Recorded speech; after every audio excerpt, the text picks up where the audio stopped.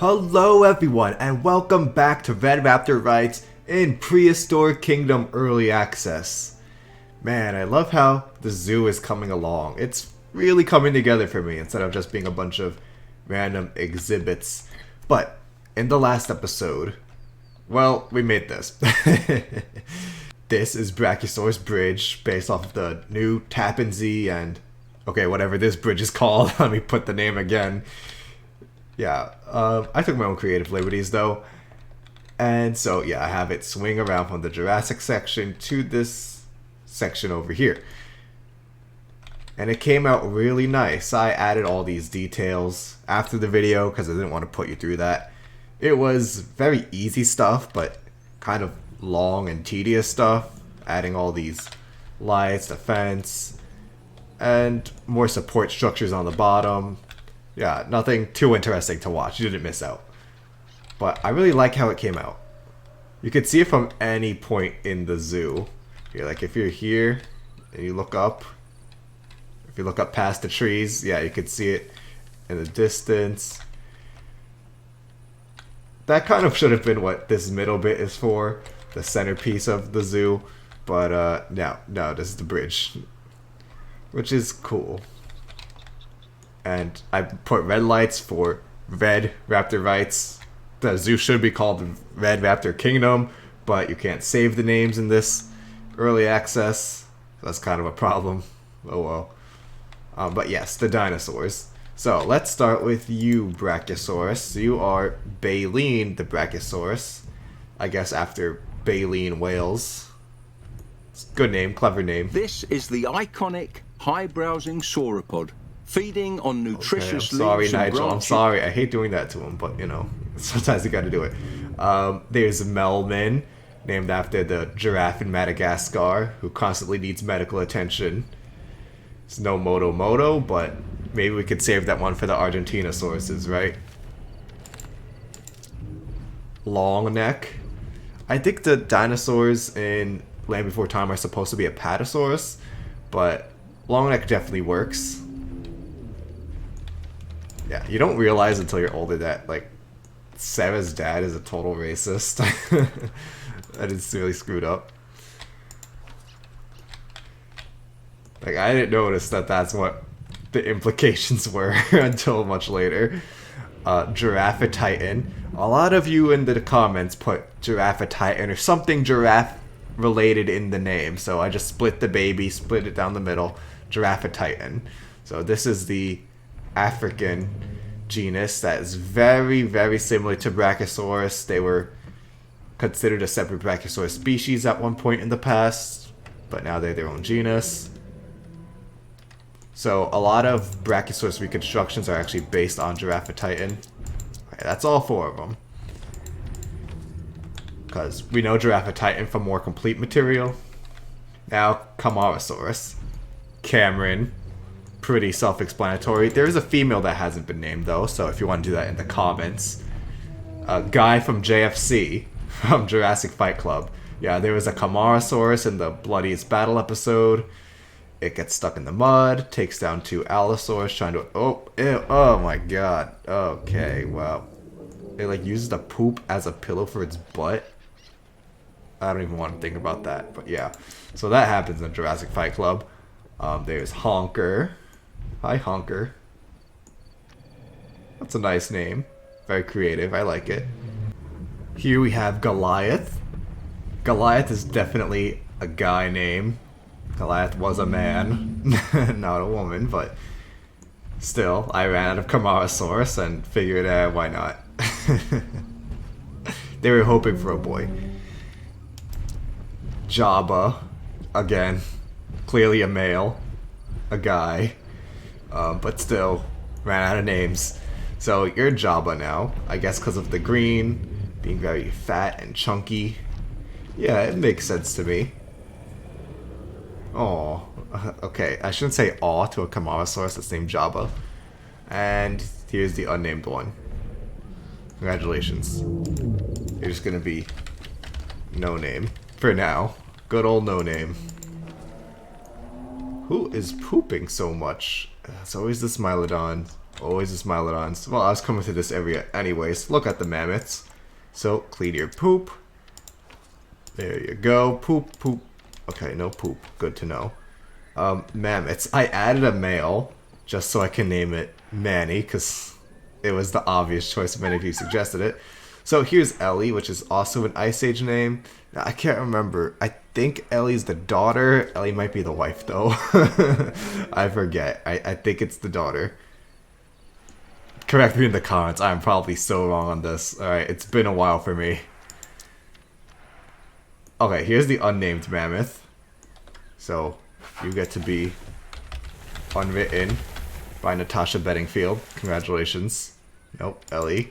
Unwritten.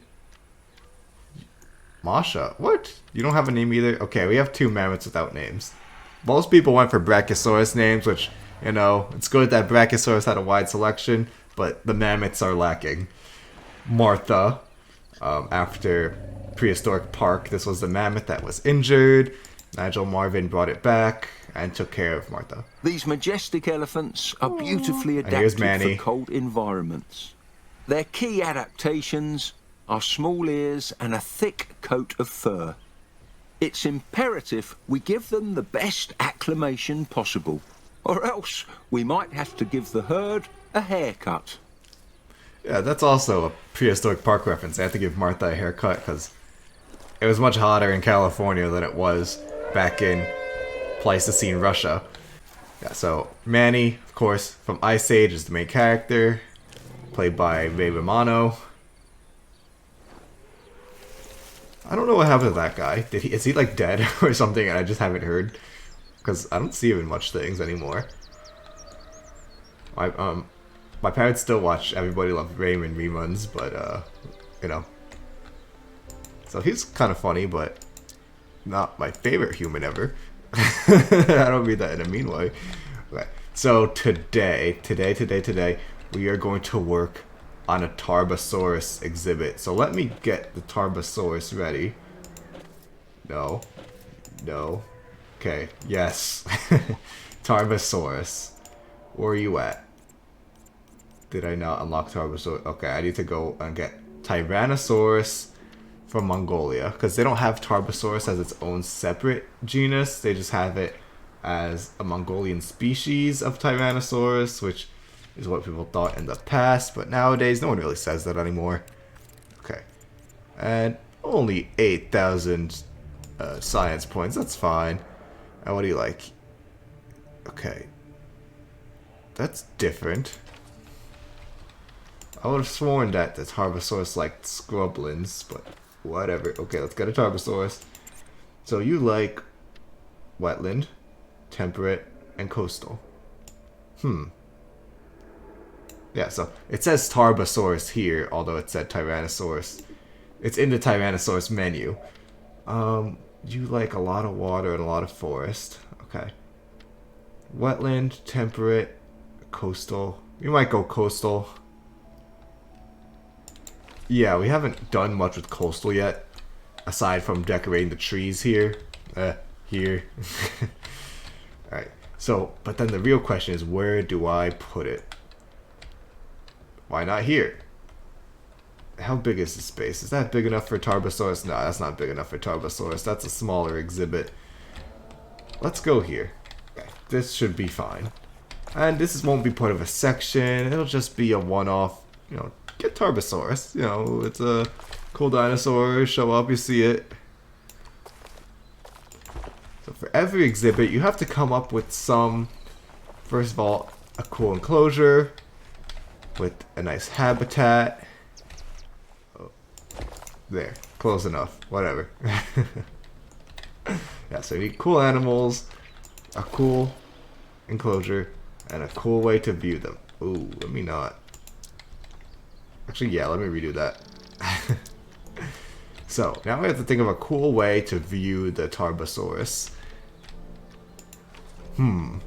No bridges. We did a bridge last time. Let me just build the enclosure and see what the Shrek happens. Oh, we're gonna need some shops here. This is definitely a shopping area, so we need some modular prefabs. Let's get a medium bathroom for those medium poops. Here you go. medium bathroom. We can get a plaza in here. That would be nice.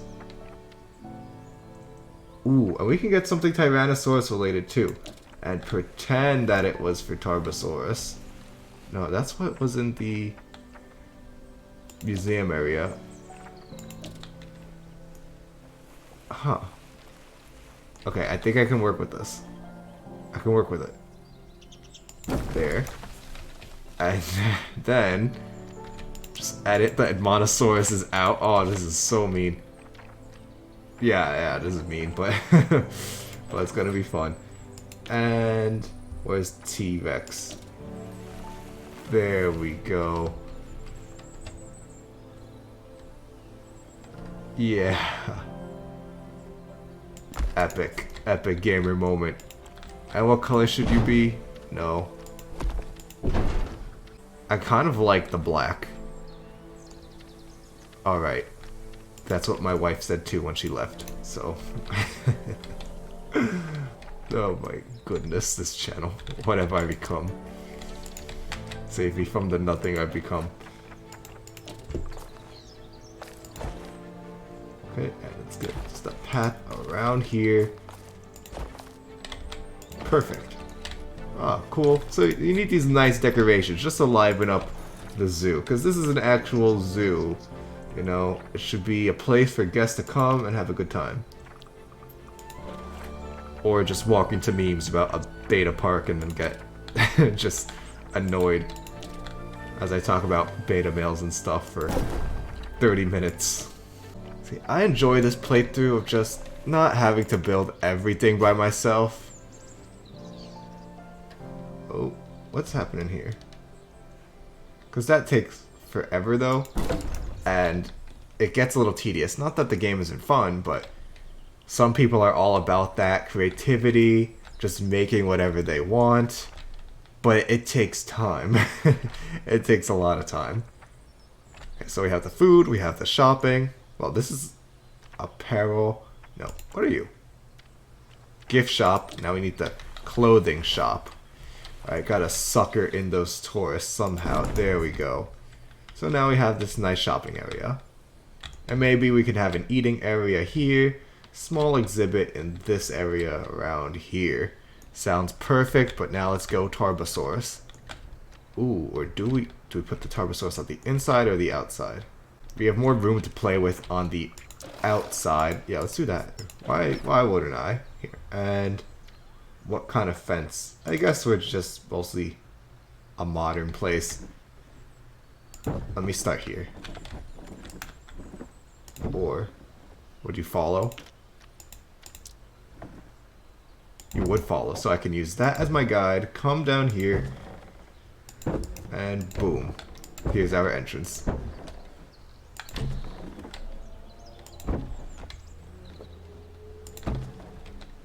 Now, I'm not sure how much space the Tarbosaurus needs. Hopefully not too much. Tarbosaurus, you need... Ooh, okay, that's quite a lot. Not too hard, though. Strong fences. Lots of water. Moderate amount of trees. Okay. Oh no. We're back in the nighttime. Oh goodness. This isn't your average everyday darkness. This is advanced darkness.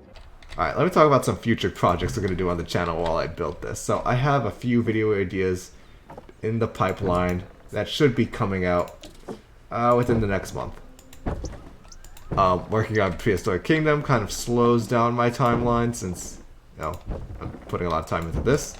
First, we have a JPOG video is coming out, kind of comparing, not comparing JPOG to other of these dino zoo builders, but saying some lessons to learn from JPOG, how we can apply what that game got right to other games. How big? So again, I'm trying to make more positive videos too. Oh, that's very big. Big enough. Yeah, working on some positive videos. Doing some love for the dino community. So I'm sure a lot of us love JPOG. I guess you could view this from the bridge too. So that would be good.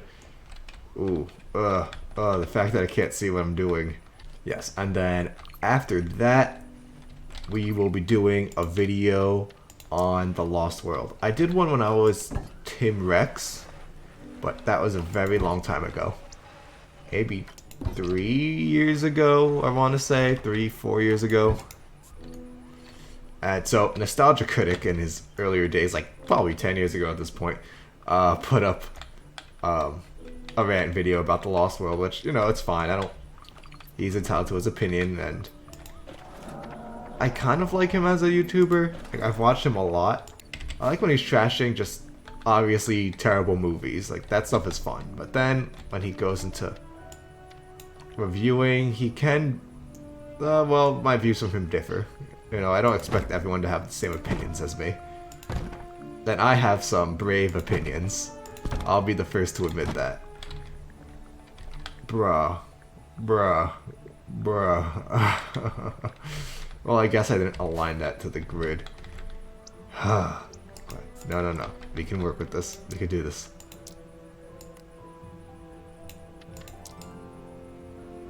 But really the first YouTubers I did watch were movie reviewers. Or, you know, remember Machinima? For those younger viewers, you probably don't remember who these people are. That name probably means nothing to you. Yeah, Machinima. That was a time in YouTube life. They just ranked video games based off of different random categories. Scariest video games, best games of such and such year, stuff like that. Games with plot twists, that kind of thing. Generally pretty fun. I don't remember what happened to them. Something always happens to these YouTubers, I'm telling you. There's always some controversy, some scandal, something crazy happens. Yeah, so then from there I went on to video game reviews like IGN, GameSpot, who else? Oh, there were a couple out there. But those were the two big ones. And I feel like people like to rag on GameSpot a lot. They're kind of more accurate. Not gonna lie. And sometimes people who are fans of something don't like when something is criticized. So even if an honest review is given, I mean, you may disagree, but then they get a lot of hate for it. And in our society, I feel like that's a thing. Like, you can't just disagree. You have to paint them as the enemy. Oh goodness, what happened here? How does this not line up? Alright, someone's probably bashing their head on the keyboard right now. Tell me how silly I'm being. And I'm sure I'm being very silly. Is there any overlapping ones that's causing this?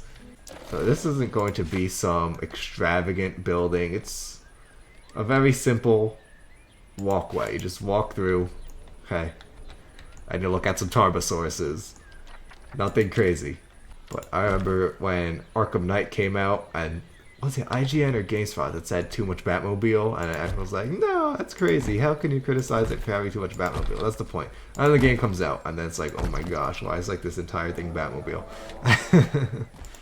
So I don't know. I think people can be too harsh. And I definitely call them out on some opinions, but it's not like I hate them. I'm not gonna leave a giant rant in one of their videos. At least not anymore. Maybe a teen version of me would have done that. But I feel like as I grow up, my opinions on movies and video games have definitely changed or evolved. Mostly in movies though. Video games are still pretty solid. I mean, Bioshock is still the best. KOTOR is still a close second for me. But yeah, on movies, like I've been watching the Star Wars prequels more. This is where the fun begins. And they're not good. I wouldn't call them good movies by any means. But they're still really enjoyable. Or they have very enjoyable qualities that they're still worth watching. Yes. The negotiator. There's a lot of hatred for it, the prequels. And pretty much so many people on the internet were raging about it. And it was kind of a fun thing to do. Just rag on the prequels, why not? But now, with time, it's like, okay, yes, there's terrible dialogue. Yes, there's wooden acting. Yes, some characters overstay their welcome. But there's still qualities to like about them, which makes them still worth watching. I watched Revenge of the Sith the most recently, and I was surprised at how much I actually liked in that movie. Because I always, you know, consider it the best of the prequels, and I think most people do. That's a general opinion. But then it's like, wait, this is actually a good movie in its own right. It still has some of the problems of the other prequels, but certainly diminishes them. They're present, but not as prevalent, is what I'm trying to say. But then the good things are more prevalent. So I guess George Lucas was learning as he went along. And then the sequels came out. That idea is just the worst. When The Force Awakens released, I was very excited. I wanted to see where it was going. Yeah, it was basically A New Hope 2.0. Well, you know, it's not better than A New Hope for darn sure. But yeah, it's basically what it wanted to be. And I was kind of fine with that, because it was a return to formula. It's like, okay, we just had the prequels. The fans are still raging about Jar Jar. Let's have a return to formula. Back to formula. That drew me in. I'm like, okay, this feels like classic Star Wars again, kind of. Star Wars with the tone of the MCU, which kind of annoys me, but whatever. It sells, so that's what they do. And I was excited to see where all the characters went. I was hyped. A little. But then The Last Jedi came out, you realize that they're not going anywhere interesting. There we go. And can I do that? Well, the game... Oh, I just got away with it. Just got away with it. Perfection. Alright. Yeah, so then The Last Jedi comes out. Pretty much everyone... Well, a lot of people hate it. It's like the most divisive one for sure. I didn't hate it. I liked ideas in it, but I just... Oof. Oh, come on. Alright, let me make this more interesting than just putting a flat top on it. Or maybe I should just work on the exhibit. Yeah, let me do that. I'll do this on my own time. You don't have to sit there and watch me build this. It's not the funnest part, I'll admit. Okay, so they like the coastal. And I like the coastal too. This is like the redwood forest that you'll see in The Lost World. And speaking of The Lost World, yeah, as a kid, I hated The Lost World. It was my... I wouldn't say my least favorite, but it really was my least favorite. I might have disliked Jurassic Park 3 more, but I still came back to Jurassic Park 3 more as a kid. And The Lost World was certainly the one that I watched the least of all of them. But then, as I got older, I appreciated a lot more of the qualities of The Lost World. Like, yeah, it's easy to poke fun at the "Hey You" scene. The characters aren't as memorable as the first movie. And the San Diego, I like when the T-Rex is in San Diego, but the setup to get there makes zero sense. All of those things I will readily admit. But then there are a lot of good qualities in the movie. There are characters that I think hold up very well. Roland, I like Dr. Malcolm in it. Honestly, I do. Even though people keep comparing it, like, oh, when you give the comedic relief a movie and it's not good. It's like, no, he does a good job here. And he belongs in this one. What would work as a shelter? I don't want to build my own. That's for darn sure. This one, this work. There's not going to be any staff coming through here. But still, we can pretend that it works and functions, just like my soul and brain. It's nice when movies hold up or they're better than you remember them being, but then also kind of disappointing when you're like, that was better when I was a kid. Or sometimes you need to see something multiple times to really get it. Also in Star Wars, I just recently watched Rogue One for the third time. I watched it when it came out in theaters, and then when it came out on Blu-ray. Now, all these years later, I finally watched it again. Does that look inappropriate? It semi looks inappropriate here. Let's go like that. And the thing about Rogue One is that if you don't know what's going on, it's confusing. If you're watching it for the first time or two, yeah, it's confusing. Because it jumps from planet to planet, from character to character. It doesn't take time to establish its characters very well. But once you're like me, and then Rocks first, and you've seen it multiple times already, and you understand where it's going, what it is, what it's about, then it's like, okay, you could come along for the ride more easily. It's not as confusing. You already know what's gonna happen. So I enjoyed Rogue One for the first time ever.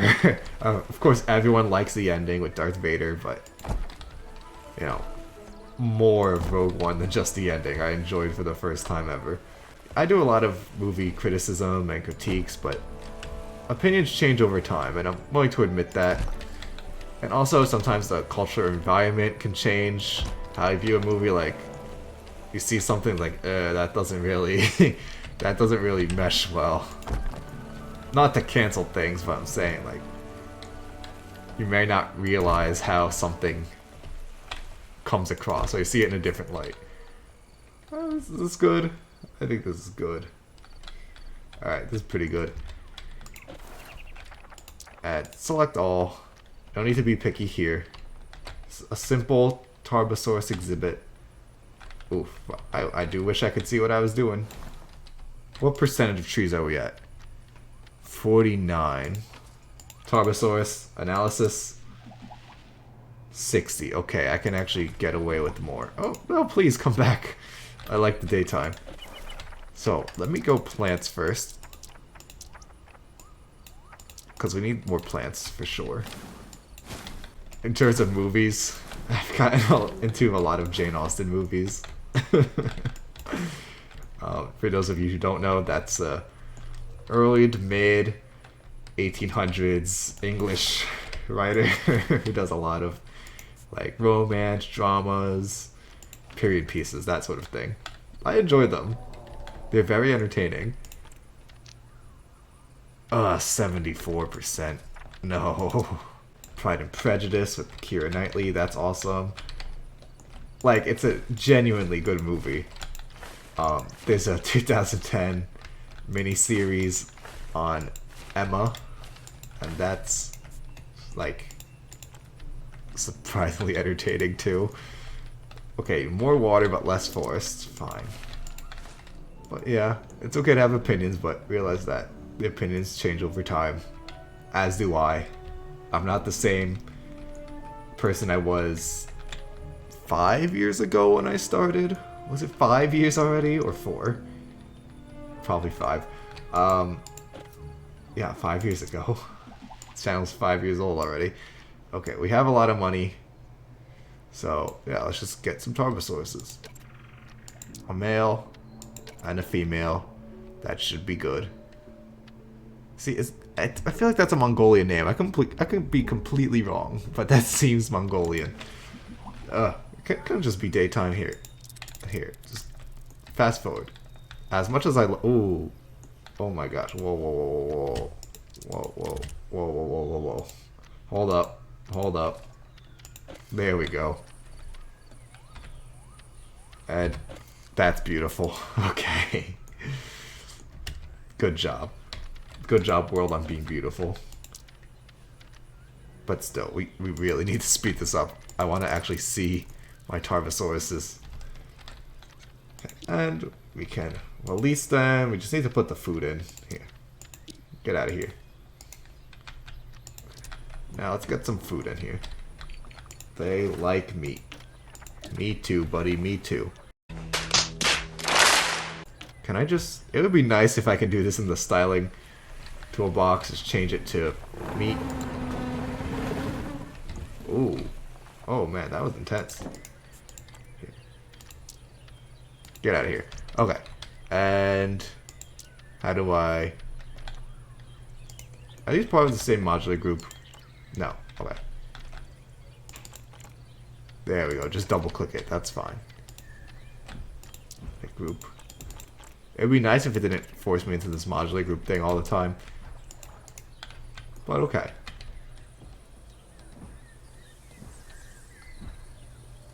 Oh. We did make Tarbosaurus before. For the alpha, actually. This was my first dinosaur in Prehistoric Kingdom. Then we had this whole waterfall thing going on. Yeah. It was more of an oasis thing with the waterfalls in it. It was a good time. Hi, why are you unhappy? There it is. Enrichment. The one and Or only pumpkin. king Okay. of the tyrant lizards. Tyrannosaurus It's is Tarbosaurus, as big as the dude. movies, and yet somehow even scarier. T-Rex has the most powerful bite force of any land animal dung on beetles. the planet. And This if is those Tarbosaurus. massive jaws weren't threatening enough, you know it could swallow you and me both in one go. This Alright, is so a it's probably creature inappropriate, of but okay. pure instinct. So let's hope it doesn't try to take back its kingdom anytime soon. I like that. That was a good voice line. Needs more water. You need more water? Okay, fine. Now, that must be good. There we go. So, these Tarbosauruses need names. We have Avery here. And then this dude over here. I do like the sexual dimorphism. How the male is brighter colored. Like modern birds, or a lot of modern birds. Oh.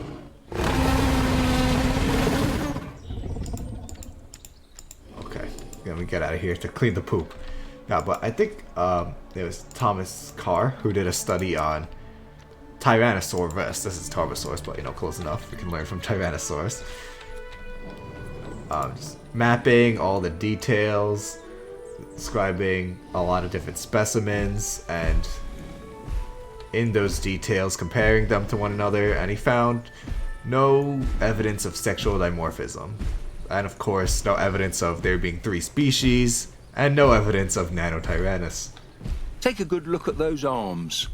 Each arm is a metre long, can hold almost 200 kilos, and ends in razor-sharp claws.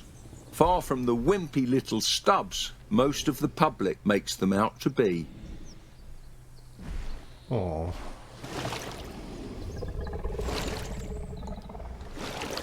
That's a good photo shoot. Oh, good opportunity. Right there.